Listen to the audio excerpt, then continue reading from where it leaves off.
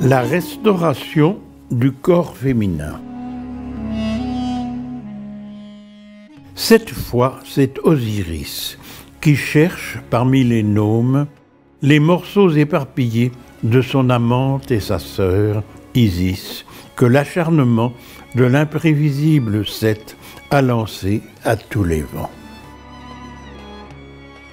Qui nous dira l'origine de cette horrible querelle, perdue dans la nuit du mythe? L'administration des dieux a égaré ses archives, ou même les a détruites, craignant des révélations.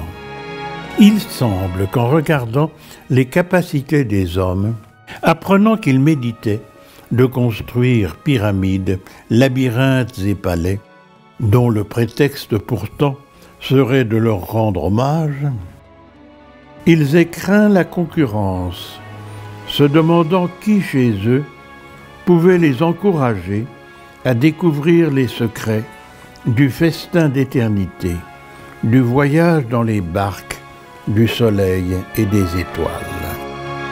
Et dans le regard d'Isis, ils ont surpris le désir de leur transmettre les clés de la lumière et du feu par les fenêtres de rêve qu'elle animerait pour eux, les de leur postérité. Alors ils l'ont prise au piège, l'endormant par la fumée d'un encens thésaurisé dans les souterrains du monde, et transformant les falaises en étals, ils ont aidé son frère à l'écarteler. Osiris était absent. Il voyageait sur la mer, d'île en île, interrogeant les oracles antérieurs à la venue au pouvoir de sa génération d'astres, écoutant leurs doléances. Quand soudain tout a tremblé, séisme et raz-de-marée d'un divin ricanement. Le soleil s'est recouvert d'une lèpre de mépris. Les hommes épouvantés se sont terrés dans les grottes. Et un long gémissement, traversant tous les tonnerres, est venu pour l'implorer comme étant le seul recours, jailli de tous ses organes, palpitant sous la souffrance d'une immortelle agonie. Dans la voix multipliée, il reconnut son Isis. Délaissant tous les projets, promettant aux interprètes de revenir les aider, il se précipita vers le miracle suppliant.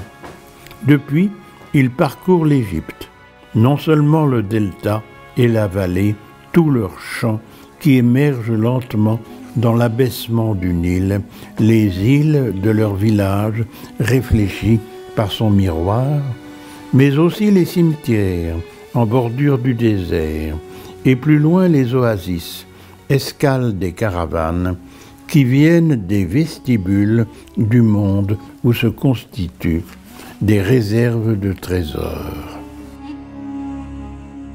Heureusement pour nous tous, les anciens ont conservé religieusement ici un sein, une jambe là, les phalanges d'une main, le nez, les yeux, les oreilles, le nombril ou le menton.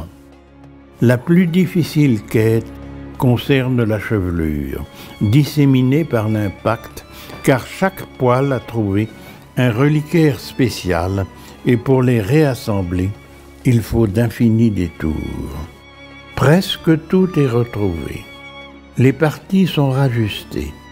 Le sang, les influx nerveux, coulent, courent dans l'ensemble. Les paupières sont rouvertes. Les lèvres font un sourire, les soupirs deviennent tendres. Il manque une seule pièce, mais Osiris la fournit, engendrant l'enfant Horus, qui va guérir le soleil, dorant le corps de sa mère, cuisant les moissons du Père devant les dieux médusés.